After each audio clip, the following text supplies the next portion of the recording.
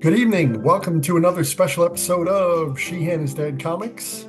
Tonight, I'll be speaking with Eric Weathers. Eric Weathers is with All Caps Comics. He is an illustrator, a painter, and a letterer, co-creator of BattleBrickRoad.com or Battlebrick Road Comic, BattleBrickRoad.com. And again, for All Caps Comics, you can find it at gumroad.com/Eric Weathers. Always wondered about the underappreciated art of lettering in comics. How does one get into it, and how do they know where the bubbles go and how much words goes in them and such like that. So we're going to talk to Eric, but real quick, if you like the interview, please like and subscribe. We would really appreciate it. As you can probably see, we're a little channel looking to grow, but we've had great guests on like Jason Fabic, Chud Winnick, Dan DiDio. We've had Philip Kennedy Johnson a couple of times, the great Danny Earls as well. So please take a look at our back catalog. The superstar artist, great guy, Jeremy Adams as well. Please take a look at the back catalog, like and subscribe. And here we go. Here's me and Eric. How you doing? Good. How are you? I'm well, thank you, dude. I love those Ninja Turtles over your shoulder. Aren't they glorious? They really are. What are they, like 10 inches high or 13? 13? Man, dude, are Yeah. those from the first movie? Yeah, they are. They're enormous. That's so cool. They're perfectly Oh detailed as well. man. So Oh, that's wow. When they move too. yeah, they're not just statues. They're Wow. really big action figures. Wow. That is So super cool. Super cool. yeah. How long have you had those? Well, I bought them in like April or May, and I didn't open them until October. It was a gift to myself for finishing drawing my book. Once I finished drawing it, Yeah, yeah, yeah. that's when it was time. When that was Battle Brick? Yeah, Battlebrick Road 2. Oh, two. Okay. I Yeah. looked at the first one and it sounded like you got the guy who does the few, the proud, the Marines, the same voice almost. Yeah. So I was looking at the trailer. It looks very cool. What does it? Keep your head Thank you. up and your weapon loaded, I think it said. Keep your head up, keep your weapon loaded, and follow the Battlebrick Road. Follow the Battle Brick Road. There you So go. thank you. That's about it for my commercial advertisement. But so I saw you with All Caps Comics. So do you work in tandem with Ethan or? Um, yeah, I guess yeah, I'm his one employee, like full-time employee that's like not a part of the warehouse crew. Okay. So right now I obviously I letter everything, which is what I was already doing, but I also handle his email lists and any sort of off-the-cuff designs he might need for anything. Like we did a Cyberfrog reading order because it's a little confusing to some people because he's got like the main books and then there's offshoots of like Salamandroid story here and this story there. And so we built a graphic for that, which I guess will need to be updated soon because new books are coming out with links and uh, Cyberfrog 3. And he's going to do a Heather Swain series that's being worked on and a lot of other stuff. So do all that kind of stuff. Yeah, yeah, yeah. Because I obviously I'm aware of him, but when I saw you at All Caps Comics on your X page, I'm like, oh, Ethan. Okay. Yeah. So it was cool. Personally, Ethan Van Sciver, I think he's hilarious. I think Mm-hmm. he's a good dude. I think he's really he really leans into the part of being misunderstood. Like if you don't get Yeah. it, too bad for you. But I loved his Green Lantern art and his Flash, Uh-huh. Rebirth. I'm a big fan of his, so Yeah. I mean, he's a legend, right? I mean, that's a good way to put it. he's going to be it's going to be one of those creators that will be in the history of comics for sure. That'll be a name that comes up. Yeah, most definitely. Most definitely. Now, have you yourself worked prior for any of the companies, or did you just Marvel, Image, Star No big Wars? companies. I worked at the Riververse for a year. I did the same thing there, graphic design and lettering, and then now I'm at All Caps. But on this on the side, I guess you could call it the side. But I've been doing freelance lettering, design, pre-press, all the sort of post-production stuff for comics for going on 7 or 8 years now. Post-production stuff. Okay, Yeah. getting it bound in together to print out, or like What? Getting the files ready to send to the printer. So making sure that the pages are in the right order, and having a cover. One book will have two, three, four, half a dozen variant covers for one book, and so getting the files ready for that, making sure that double page spreads will align properly when it's printed, all that, make sure bleeds are right, and all of that, kind of the nuts and bolts of making comics. That's always on the tail end of production. So I've been doing that for quite a while. Yeah, that doesn't register on my like go-to. I'm like, oh man, look at that great picture. Or, wow, that's a great story or something like that. So Yeah, please, like, tell us, where did you come from and how did you fall into that? And then after that, I want to go do a little deep dive with lettering. So please. sure. Um, I I guess I got into art in general because of cartoons. Like I Bugs grew up in Bunny or the like X-Men and Spider-Man, Batman or what? a Or little bit of both, a little okay. bit of both. I mean, I grew up in the '90s where it was all there. So we were watching Looney Tune reruns growing up, and there were the X-Men and Batman animated series, and and that captured my imagination. And I think it was more of the cartoons that got me into the comics than the other way around, just because it was right where that my age lined up for that. Awesome. So I kind of got, I guess you could say, what I thought was serious about probably a comic book artist when I was about 16 or 17. I was a sophomore in high school, and I started doing my own stuff, like learning how to draw superheroes and all of that, like copying out of comics, copying Jim Lee, copying Lanil Francis Yu, and just those guys that were big inspirations, and uh, didn't realize I wasn't taking it seriously until about 2011 when a friend of mine was like, "Hey, we should make a comic book." So we threw this idea together about a World War II crew that crash lands in the Middle Ages, So and hold on. Are you in yeah, like art school this time or like what's no, I wasn't. No, I was. I went to college for graphic design. Mhm. I always wanted to go to the Kubert School. I never did. I did the correspondence course through the mail for that, the that penciling course, I think it was. that's awesome. Yeah. So I actually have some Joe Kubert original sketches over some of my own artwork. They you'd send in these pages and they'd put like tracing paper over it and draw corrections and notes and stuff. So I have those. Those will be in my forever, collection. Yeah. So I did that. I went to college, dropped out, joined the army, Wow. got back into college, dropped out again, and started doing design work for a living. And then that's when the comic book thing started. So did that book for 5 or 6 years at Flying Fortress. And then around 2017, had the idea for Battle Brick Road. And we started with that. We launched that we started working on that about 2017, 2018, launched it on Indiegogo in 2020, and then got that fulfilled. Took 2 years, but we got it fulfilled, and now we're just about ready to fulfill the second book, Battle Brick Road 2. Wow. What a journey. So when you went into the army, you served overseas or well, like what did you do? If you don't mind sharing. No, never went overseas. Stayed stateside. I was stationed in Fort Drum, New York, up in almost Canada. So spent a lot of time, cleaning floors and making sure everything was squared away. I was in the infantry, but never went overseas.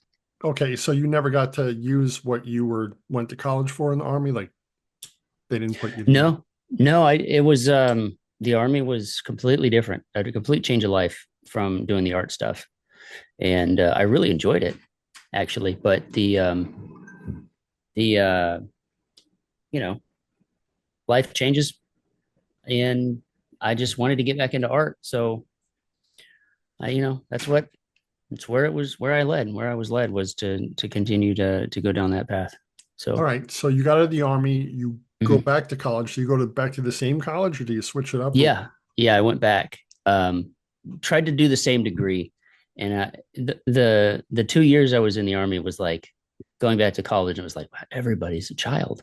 They're all children now. yeah. So it was hard to relate, I guess. And then I got married, and then we moved to my hometown. So I was like, yeah, I don't want to do this anymore. So I dropped out again. I never finished my degree.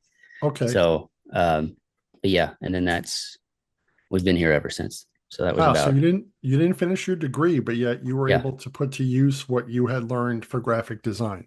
Hmm.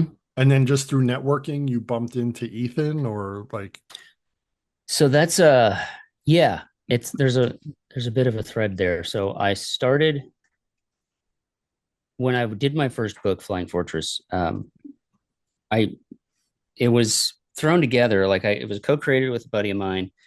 We co-wrote it. Um, he did some inks at first, and then he helped with I think he lettered the first issue, or like our zero issue, but then he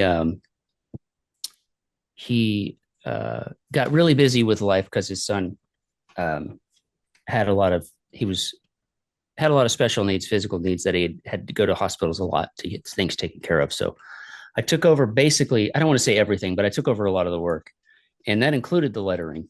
And so that's where I learned that I actually like to letter, because I'd get through what I felt was the struggle of coloring the book. I never enjoyed coloring, but then I'd get to the lettering phase, and I was like, this feels good. So I did that, and then a friend on Facebook who was a mutual creative in our town put out a post that they were looking to hire a letterer, and I thought, you know what, I'm pretty good at this. Let me give it a shot. I like doing. Let me give it a shot. So I got hired for that job, and then very quickly, I got that first gig. And then I was like, I really like this. And then it just so happened that John Malin was putting out a call for a letter for Graveyard Shift. And I had only ever lettered my own stuff in that one book, but I said, you know what? I'm going to apply for it. There was a page on his campaign. Um, there was no script. There was nothing. They said him and Mark Polton, they said we want a 90s Tom Orzechowski Spawn style for lettering. And so um, I just went with it. I grabbed Spawn number one and just copied the style outright Mhm. and sent it to him, and I got the job. And then the rest is sort of history. I've just been I picked up freelance work after freelance work, job after job, comic after comic after that. And then how it got with Ethan was Cyberfrog Blood Honey had already come out. I did not work on it, but he was doing Unforgettable Tales, and he put me on that job, and that involved relettering over old artwork and even old word balloons that were drawn on the page that you can't like. I don't normally just work off of blank artwork, but these were in there, so I had to work around all of that stuff. And then I did that, and that led to me taking over lettering for him for all caps books. Interesting. Okay. So I've spoken with Brad. We've had Brad Anderson on, and he's like colorist du jour. Mm-hmm. Um, but you're the first letterer we've had on. So you said you weren't down with the coloring. The coloring seems Yeah, fun, just to yeah. someone completely ignorant of the process like myself. Um, please tell me, how does one letter? Because as you mentioned about the balloons, is all the art drawn and then you go in and add the balloons and then the artist okays it, like, or like the artist will be like, hey, move that balloon down, or do like how do you do it? Um, Very, very rarely is there any input from anybody but the uh, I in most cases writer. Most of the times I'm getting the script from the writer. Mhm. Occasionally the editor. But there's no I don't know if I've ever gotten a note from an artist saying, "Can you move that?" So I just get the artwork and the script and do my work and make sure that the balloons are in the right place and the reading order makes sense and nothing important is being covered up But with the and all of that balloons, like, stuff. do you determine where they go, or Yeah, okay? yeah. Sometimes you'll get notes from the writer, the editor, where they want balloon placement to be, but it doesn't always work out that way because they'll just be little scribbles of like one, two, three, with like little scribbles of where the balloon should be. But then when you put the actual script in, you're like, well, these won't fit. So we gotta mess around and stuff like that. But yeah, I'll put them in wherever I feel is best for the story. All right, so you put them in. You've gained that trust to be able to do that. Yeah. So with the letters, like, are you, for instance, is it done digitally, like you're typing it in nowadays, or Yeah. Yeah. It's all done digitally. I mean, what I do is digital. do you go over like something, you know, like a scratch paper to see if all the words will fit in there, or like you just go right into the project and Just start? right into the project. Yeah. So it's just, I'll take the text from the script and paste it in and then shape it like a balloon, make sure everything fits. Most of the time it does, but there's a good portion where it's like we gotta work something out where maybe I'll have to move part of a balloon to a previous panel, just because if the full thing's there, I'm covering up the guy's half of his head. You can't see who's talking or whatever. So there's a lot of um, sort of on the fly editing that has to be done, and not any terms of changing the script. Only a handful of times have I ever had to. Uh, I'll send a screenshot and say, hey, could we trim this down? Because we've got no room here or here, and this very small dialogue, a very small panel has a lot of dialogue, and everybody's, they're like, yeah, maybe we should cut that down. So, uh, but most of the time, yeah, it's just get the prompt, get the artwork and the pages and the script, and then just get to work, turn in So my the work, and then make edits after. Sure. So just to get into the minutia a little more, because I'm sincerely fascinated. Sure. The bubbles, is there like something in Photoshop that you do or whatever, application? Or you like how do you make bubbles and with the little line to who's talking? Like Mm-hmm. how does that work? Well, I use Adobe Illustrator.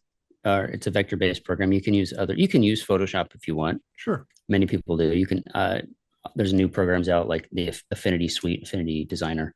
But you use the ellipse tool, very simple ellipse tool. Just make an oval shape, and then you can expand it around the edges where it's kind of hard to explain, but you expand it all four points at once, and it sort of puffs it up like a classic comic book balloon that has that super not quite oval, somewhat very round rectangle shape to it. And then I will draw in the tail to point to whichever character is necessary, and that's just three mouse clicks essentially, and then merge them together as a what's known as a compound shape. So it's all looks like one shape, even though it's two. And then that's it. And the text fits inside of it. The text will go down first, and I put the balloons behind and shape the balloon around the text. Yeah, that was gonna be my next question. Like, how do you know if it Yeah. fits? So Yeah. so that sounds kind of like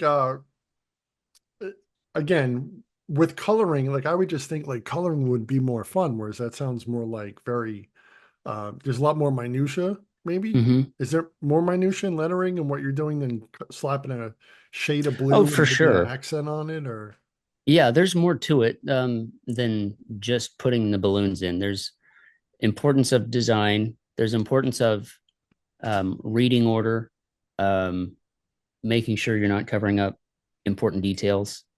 And sometimes that can be very difficult because of the way the dialogue is. But simple things like a background element that is crucial to the story. You don't want to cover that up. You don't want to cover up light sources. You don't want to cover up hands or faces. Um, any way for my work to get out of the way and off into the hopefully the negative space above a character's head is ideal. And then when you pull back and look at the whole page, you want it to like look good and make sense and know that you're going from this balloon to that, and you're doing it in the right order, because uh it's easy to not do it in the right order. It's easy to get things out of whack, and then you're like, wait, which one am I supposed to read? As a reader, you're like, sure, sure, okay, I'm not sure which way this is supposed to go. So yeah, there's certainly some skill to it. certainly.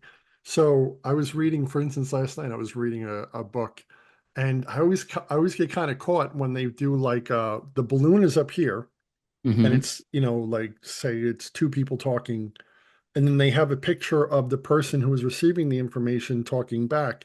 But instead of putting the bubble back here, they have like one down here in the middle and then back up here. So it's like you read what is said, this is the response, and then where we go from here. Whereas Yeah. sometimes I'm like, does it go from here to here, then back down there? Yeah. But it all depends on how the page is drawn. So that confuses me sometimes. And then I have to Yeah. like go back and It read it. can be. And that's the hard part about making sure it's right. There are plenty of times where I'll put a letter of panel that's something very, exactly that situation. And I'm like, it's just, which one am I reading first? You got to go back and like check where does my eye go? And there's some tricks you can use to to play with that a little bit. Like if you have the next balloon slightly overlaps the first one, then your eyes, when you're reading it, you're like, oh, that's definitely the next one. And then you can go back up to the top. And the little tricks like that to help you move the eye where you want it to go so you can read it in the proper order. Well, I always appreciate the ones too where it's like a circle here, and then the person who's standing like right here in the middle is Mm-hmm. talking, and then there's like that thin line that goes over their head to the person over Mm-hmm. here who's talking already. So you got to like follow that over the other bubbles, and I always Yeah. find that really interesting. I'm like, wow, that's really That is um, that's due to the fact that the artist didn't draw the first character speaking on the left. You're supposed to draw the first character speaking on the left because that's where the balloon would go. right. So then that leads to these giant like tails, and they're always gaudy. I'm like, I don't want to see that. I don't want to do it, but they're there because they're unavoidable. Right. Right. Yeah. I could imagine it could be like, oh, that looks a little tacky, but Mm-hmm. as a reader, I just go right with it. My eye just follows, and I'm like, okay. Right. But when there's like three or four people talking, like maybe there's, like a Justice League story or Avengers, and you've got like all Mm-hmm. these different people, and it's like, all right, what bubble's going where? So sometimes you'll have a panel where there's three or four people talking, and there's a lot of back and forth dialogue between them, and that can get really tedious to Hmm. try and get that. Which then you're trying to follow. Okay, this is character A, and he speaks here, and then two other guys speak, and then he speaks again, and then the fourth guy speaks, and then he speaks again. So you got this snake of tails and connecting tails. It's just you got to really work with it to make it work, and you got to step back and read it, make sure it makes sense, and yeah, it can be a lot. It can be tedious. I'll Sure, just sure. use that word again. No, sure, tedious. That's what I imagine it as. So please, so how long does it take you to do one page? Or obviously it's dependent on how many words are on there, but I Right. mean, like on average, are you doing like 3 pages a night, or can you rock a whole comic or half a comic in a night, or what do you do? Oh, I could do a 22-page comic in a day pretty easily, depending on the complexity. Hmm. You get it down to like almost conveyor belt style production because um, once the pages are set up, it kind of goes in that sense for me. Is I get the artwork in the script, the pages are set up, the raw dialogue is just put over the artwork in each panel, roughly over who's speaking, and then I do that for every page, and then you start back on page one, and now I used to do every page where I just letter it all start to finish, and then move on to the next one, letter it all starts. But this conveyor belt method makes me work a lot faster, work in batches like that. So then it's like that third phase is making the fonts roughly in the shape of the balloon, and then the fourth phase is going through everyone again, adding the balloons and tails, and at the very end, I'll add any sound effects that need to be put in. So that's always the end because it's the least. It can be enjoyable. It's the least enjoyable because that gets uh, it takes more brain power Hmm. to get the sound effects in because it's not just they're not just copy and pasted. Each one of them I do. They're and it'll be copy and pasted if it's the same sound used over and over again, like a certain laser gun that's going to make the same sound or whatever. But all of the different booms and bams and all of that, they're all done individually each time. So that takes time. Even though I have a method to make it faster, it can be like, okay, there's 60 sound effects in this book. Let me roll up my sleeves and get to work. That was my next question. Be like, how do you handle the sound effects? Like it'll say like Raccoon, but it starts, Yeah. the font starts small, and then as it comes closer to you, it's like gets bigger, and then the letters have like, a tingly around them and the lines. Yeah. Like, Yeah. are you putting them, are you deciding where the sound effect goes, or is it like, hey, put it here or whatever? It just depends on the script. Um, Sometimes there will be detailed notes like, make sure that this sound effect is coming out of the gun, make sure that it is in the explosion. It depends on if the creator wanted a certain look. Most of the time I just do it where I want it. And if they, I send in my proofs for edits, and if they want it moved, then we'll move it. Sometimes they want them removed because they decide, maybe we don't need a sound effect here. But 95% of the time it's just me taking over and just doing it, just taking the reins on the project from that point. So That's so it's cool. fairly hands off Sure. from the other creators. Sure. Now, forgive me if you mentioned this. Does your work go over the colors, or is it just pencils? A little bit of both. Sometimes it's both. It depends on the production schedule. Um, Sometimes obviously the line art's done before coloring. I mean, duh, obviously. And Let's sometimes hope they so. will want the lettering done ahead of time. Sure, sure. So yeah, I have lettered over line art to then have the coloring come in later, and then it's just a quick swap out of that layer from the line art to the coloring. And the only time there's adjustments after that is if for some reason, sometimes panels will change when they get colored. The colors needed to make a change, or the artist requested a change or sent an edit that I didn't get. Or if I make a sound effect and the coloring just makes it disappear because it's the same color as the background, and that I wouldn't have known that because it was line art. So I'll go back in and fix that up. If I, get a lot of times when I send in the notes, when I send in the work, that's sort of the last time I see it until it's printed. So sometimes those things can maybe slip through if I haven't got nobody caught it at that point. So Gotcha. The reason I ask is because, sometimes there's sound effects like say coming out of a weapon, and whatever color the blast is, an orangish yellow. Sometimes mm-hmm, you'll see like the sound effect has the colors inside it, like as it blends in the blast of the mm-hmm. gun or whatever is, there's a fire in the background or a lightning strike or something like that.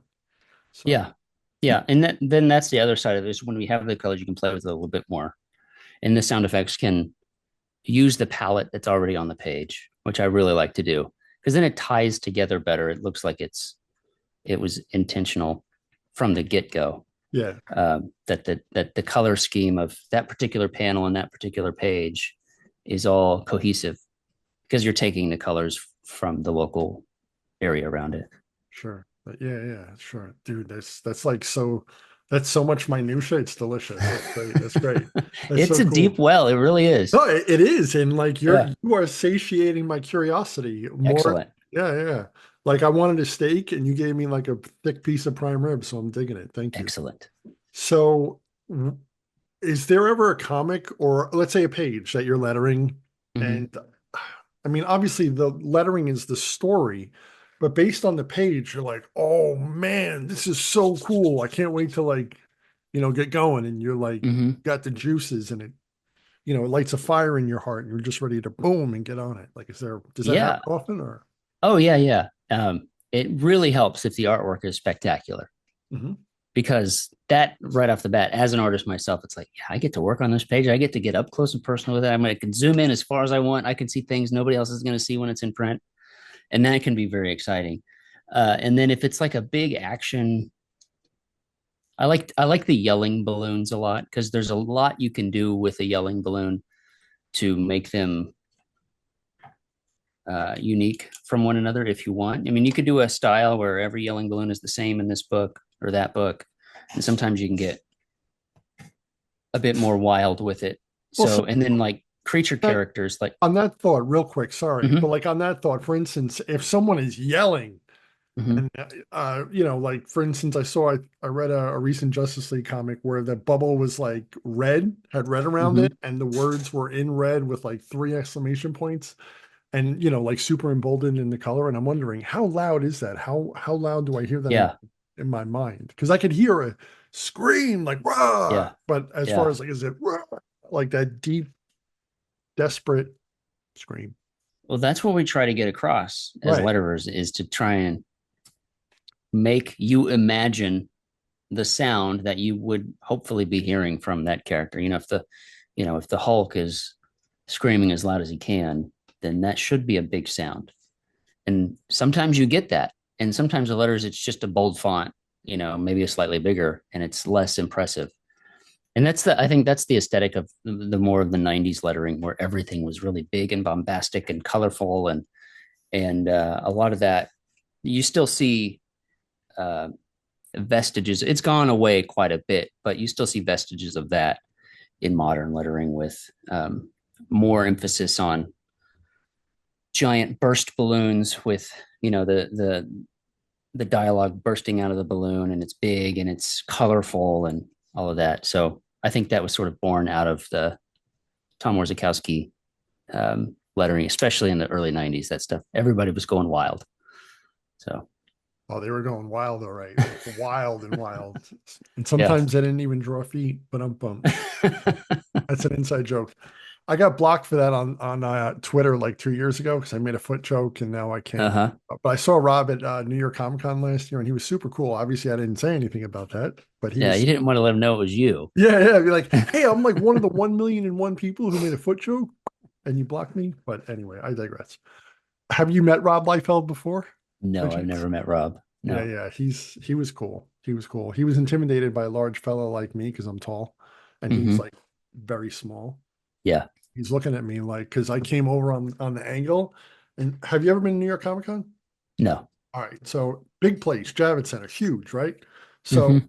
they're lining people up who want him to sign stuff. So they're like 10 feet away from his table, and there's someone like, getting the line. And then I just kind of sneak over on the side because I wasn't going to wait in line. I just wanted to say hello and be like, hey, Rob, I really love your podcast.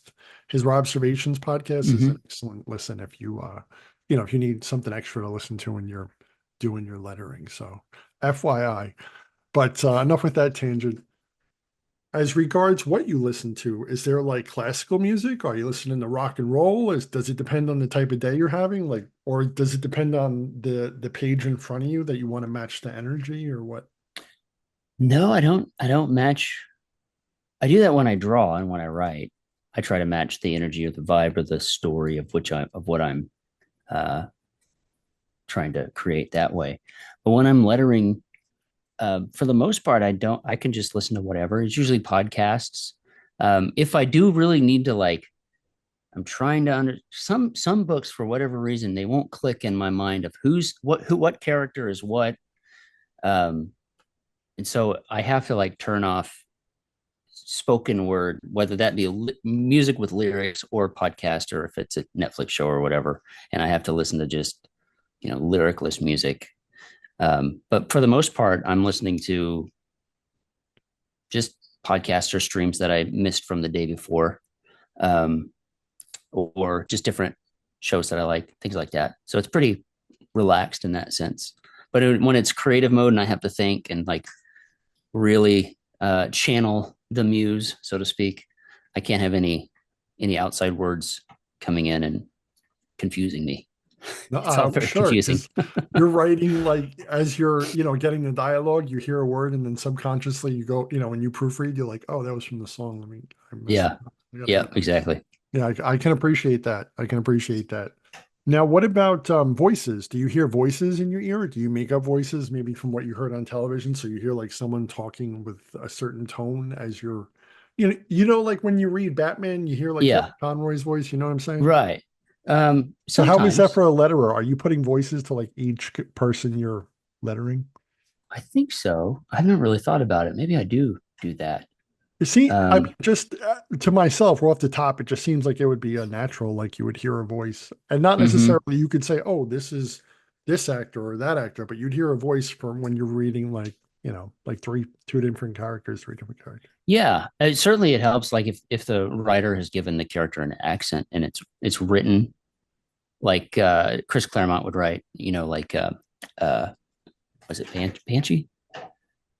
Whoever the Irish guy. That's Banshee. He was the Irish guy.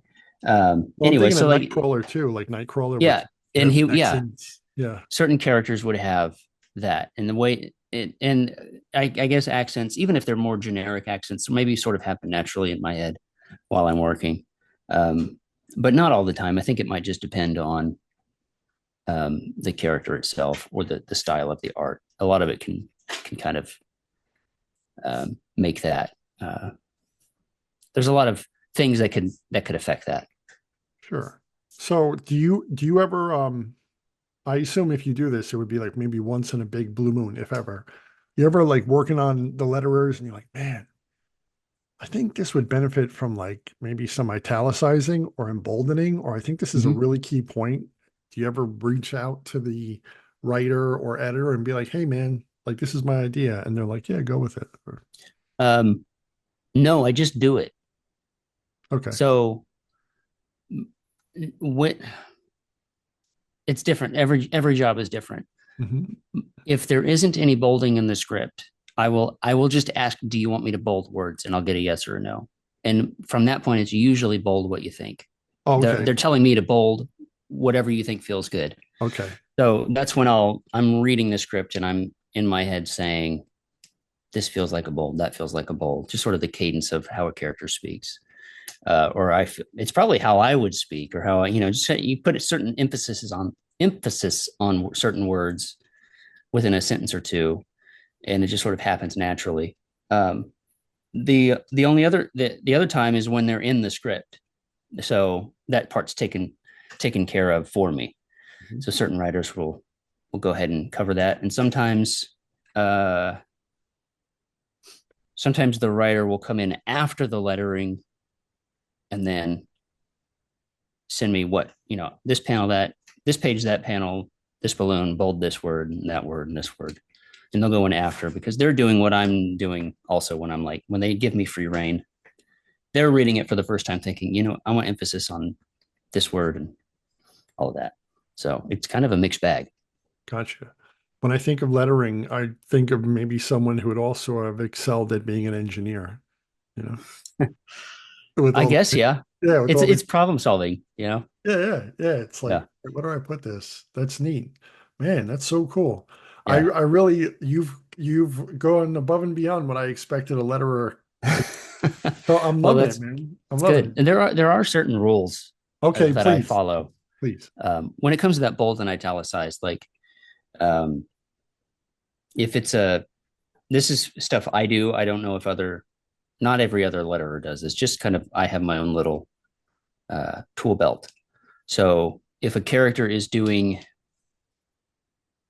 a nonverbal noise that isn't, like a cough, a sigh, usually they're at Terrific. the beginning of a balloon, and those I will always italicize.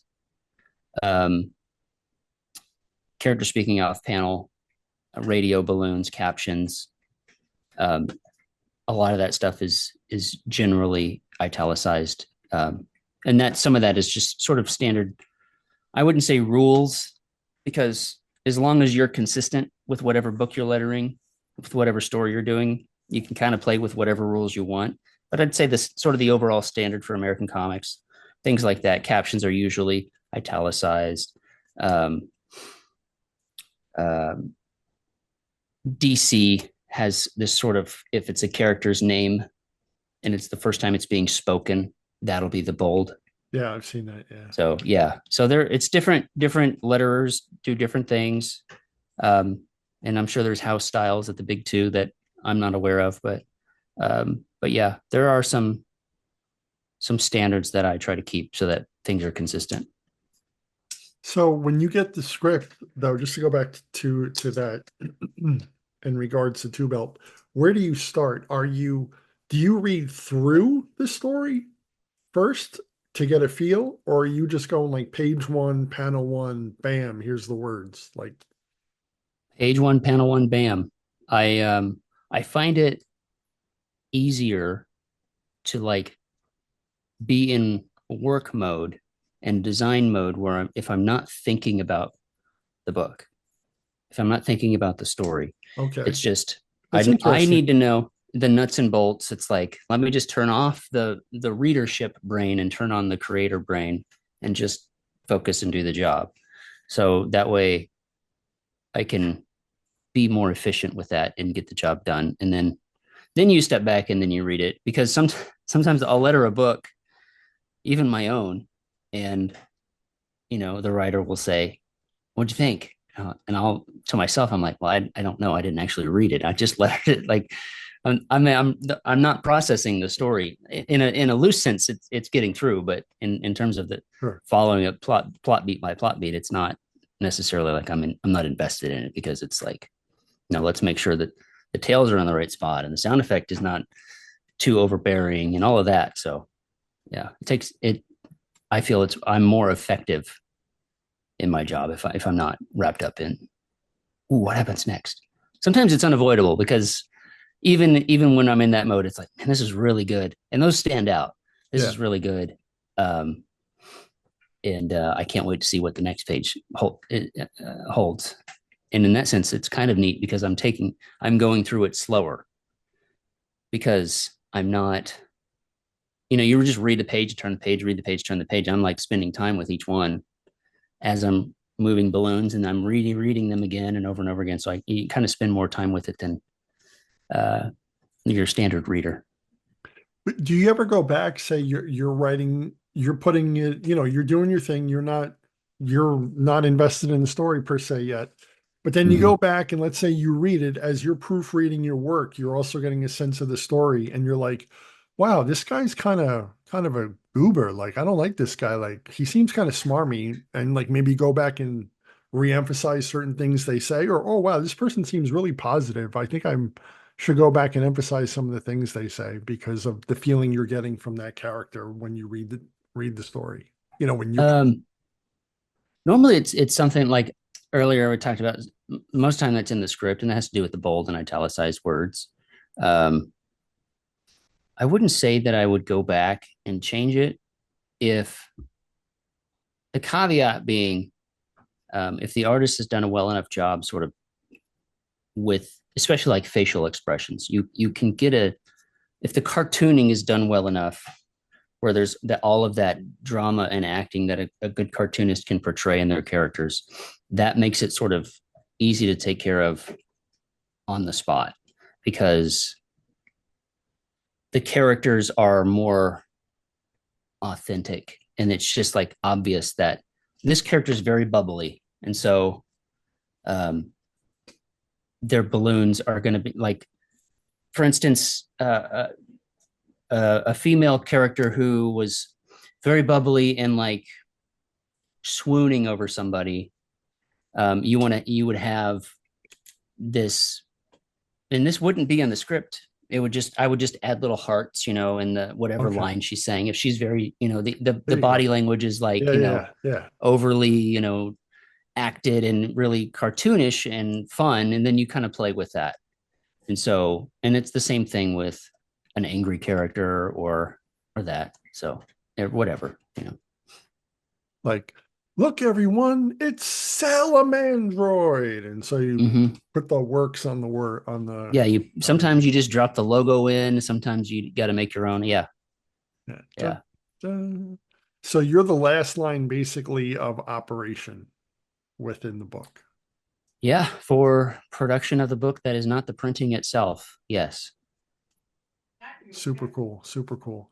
So as a reader, like I love looking at a page and let's say someone it's I'm like I'm caught up in the story, but in the background I see they drew like in a recent Batman issue, I think it was Michael Janine. You could tell they were talking in a library. Mm-hmm. So it was two characters talking, but the furniture you could see in the very background, it was a thin panel, but the guy put a lot of work into it. So I love like spending time with that. I'll read it Mm-hmm. and get the sense of like where the story's going, but then I'll just freeze and I'll just look at it and be like, man, this guy was all about it and like appreciate every little detail and minutia Yeah. because you know how much time that takes. Is there something that you want readers in general that you wish like, hey, I wish readers would appreciate this about the letterer? That's a good question. Well, thank you. So off the top The of my first head. The first thing that comes to mind is I don't want to be noticed. Kind of Um, like an offensive lineman or a referee in a game or something. exactly. It's like if I've done my job right, there are no complaints. Right. It's not like, wow, those are some mean letters, because all Uh-huh. letters seem the same, the way their font is. Uh-huh. Yeah, So what, yeah. yeah, like how can I So distinguish? Yeah. there are some books that I do, or have done, I should say, that I do feel like, man, I really did. This was good. And it has to be where everything comes together. Like it can't just be I did a great lettering job, because if the writing isn't good or the art isn't good, then it doesn't matter if I did a good job, because it it's almost it's almost like oil and water. That's the best metaphor I can come up with. Where I work with a lot of first time creators, and and I work with a lot of seasoned professionals, and there's a wide gap in their abilities and the quality of the work. But when it hits, and when everybody's on 11, the the writing's on point, the drawing and coloring on point, it makes my job a whole lot easier, because all the heavy lifting was done, and I'm just the icing on the cake. And that's when it's most enjoyable, when I can kind of bring put the finish on it to make it just perfect. That's what hopefully the reader would be able to say, um, yeah, everything was great, and wow, even the lettering was great. So either don't notice me at all, or hopefully there's a wow factor at the end. Okay. Yeah, it's kind of all right. So it's more subjective as opposed to Mm-hmm. being like, oh, I love the way you drew that, chase in that background. Yeah. Interesting. Okay. I appreciate that, man. All right, cool. It's 45 after. You have been a plethora of information. Dude, like awesome. I'm digging it. I'm digging it so much. Is Thank there you. anything that you want people who will watch, are some of our viewers or our viewers to know where to go, what you want them to look at or Yes. Check out Battlebrook Road 2 on battlebrookroad.com. We're currently crowdfunding. We have 12 days left, 11 days left before we close everything out. We built our own website for that. Actually, I should pitch the book too. It's Wizard of Oz with guns, Hmm. essentially. It is our um, near future post apocalyptic retelling of the Wizard of Oz. And a little pitch line we have here is: on a desperate search for her missing father, Thea Gale and her trusty protector drone Toto descend into the bizarre world of Oz. Governed by four powerful robotic beings known as the Watchers, Oz is home to a vast assortment of genetic hybrids, roving androids, and a mysterious scarecrow on a quest for vengeance. So you can get that at battlebrookroad.com. And we also just we're doing a 2-week campaign on Indiegogo for people that prefer to shop on Indiegogo. You can find Battlebrook Road 2 on Indiegogo. Otherwise, find me on X at Eric_Weathers. and that's ERIC Yes, and spelled weathers like weather with an S. that's correct. And you read that so perfectly. What do you have? Do you have like a bulletin board like It's my it's looking at? my it's my pinned tweet on my X account. Okay, because and you Yeah, read that perfectly. Like it could thank almost you. pass as a commercial. Your eyes were on it. That was Excellent. awesome. I was going to be like, what if John Wick met Dorothy in the year 2045 on That's the actually not bad, because his scarecrow is very John Wick for us. A big well, inspiration. when you said cyborg, I was going to be like, what if John Wick was a Terminator in 2045 and met Dorothy? That's cool, man. Cool. Yeah. Lastly, do you have any and I should ask this before, I apologize. Do you have any like original work of yours laying around that you want to pimp out and be like, hey, dig me or like anything handy? Well, I mean, Battlebrook Road is my book. That's the one I'm drawing. So, But like yeah. there's no page in front of you right now. You'd be like, hey man, look at this, Oh, um, But handy, something handy, not that you got to dig out. not nothing's at hand. I'm painting, but it's all practice painting. That's Oh, not practice that's not paint? worth showing off. Yeah. Okay, understood. But all right, so you reminded me to paint last thing. So I love paint. I cannot paint for the life of me. And I Hmm. just love and I just Just like, how do they do it when you see like, you know, how like our skin has different highlights based on the lighting? Yeah. You know, you can go like, you know, like a colored pencil, you might go peach, you know, for generic skin. But then Hmm. there's like, you know, from the shade of your cap, you know what I mean? And then Yeah. there's a different tone of your skin. How do you do that? Is it just, Uh, Lots of practice. It's really it's just observing. It's really looking at what color you're actually seeing and not what color your brain says it is. okay. So like if you're looking at a car Uh-huh. on the highway, a white car, and you know it's a white car, your brain says it's a white car, but if you really look, the underside of it isn't white. It's sort of a bluish gray because it's reflecting the asphalt underneath of it. And there's a yellow tint to the top of it because it's getting the from the street light, it's getting that orange glow from the street light. And it might be there's some blue, a red streak down the side because it's reflecting off the car on the side of it. So it's really about it's the same thing for your facial colors and light and shadow is really looking at certain spots and saying, what color am I looking at? Oh, that's a warm pink tone. That's a cool green tone. It's a warm yellow tone. And then when you put those together in the blender, hopefully it comes out right. Dude, I appreciate it so much. That's another piece of minutia, you know, just like the background of a page. I'll look at a painting and I'll be, or even when someone uses, you know, like Photoshop or Illustrator, I'm like, Mm-hmm. wow, how did they hit that? Because it makes it stand out. You know, it's so 3D to Yeah. where it feels like you could just touch it. Like you could feel the texture based on just how well it's colored. And Mm-hmm. it's just mind blowing. And I love that stuff. So well thanks. Yeah, Bob Ross didn't go that hard. But thank you so much for coming on and giving myself and viewers your time. And I have a whole new respect for letterers. Please go follow Eric and go look at Battle Brick Road 2. I saw the first one. You guys had really good funding on that. So is this fully funded yet? Or Yeah, it's fully funded. We're almost done. We'll be going to print. Waiting on colors. It's lettered already, obviously. So we're waiting on final colors and hopefully we'll be going to print at the turn of the year. well, thank you so much for coming on. I really appreciate it. Thank you. Thank you.